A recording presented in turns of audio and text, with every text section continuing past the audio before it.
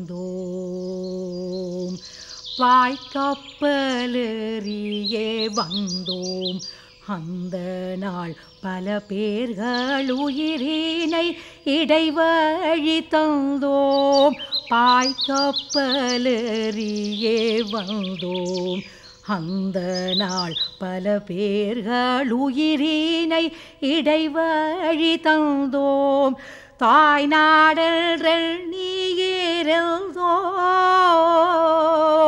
தாய் நாடென்றல் நீயிருந்தோம். இவர்கள் தகாத செயலை கண்டு மனமிக நொந்தோம், தகாத செயலை கண்டு மனமிக நொந்தோம்.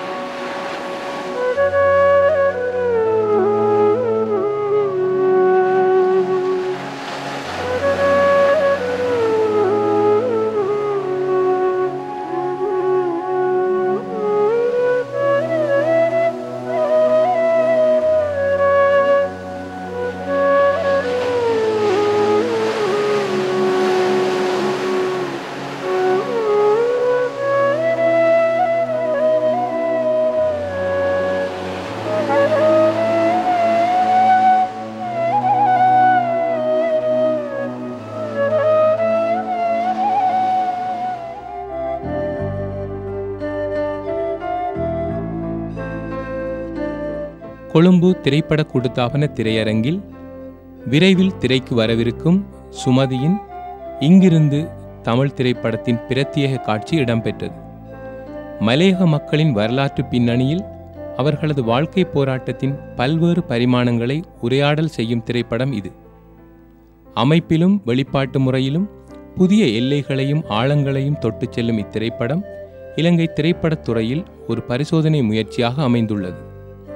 பல ஆண்டுகள் மலையகத்தில் மேற்கொள்ளப்பட்ட பயிற்சி பட்டறைகள், கலந்துரையாடல்கள் மூலம் உருவாக்கப்பட்டுள்ள இத்திரைப்படத்தில் அதன் உண்மையான கதாபாத்திரங்களான மலையக பிரதேச மக்களே நடிகர்களாக பங்கேற்றுள்ளனர்.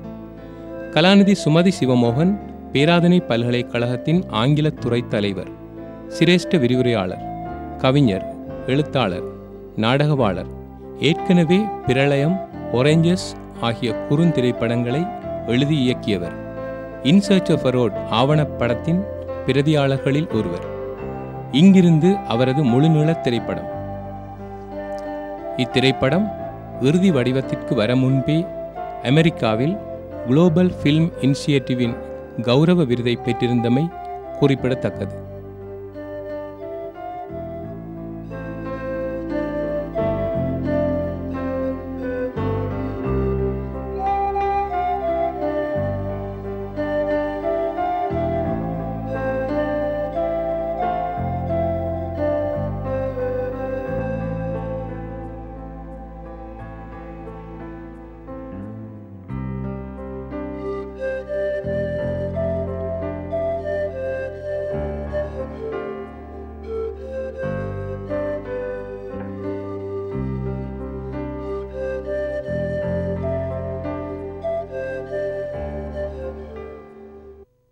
ஆனால் நீ கொழும்பு போறன்னு விரும்புகிற.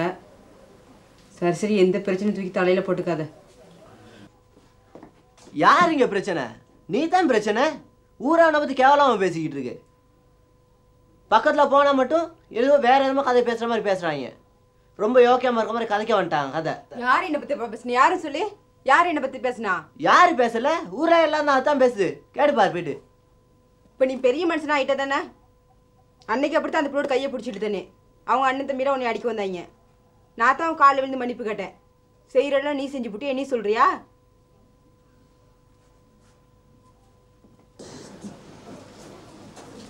சரி.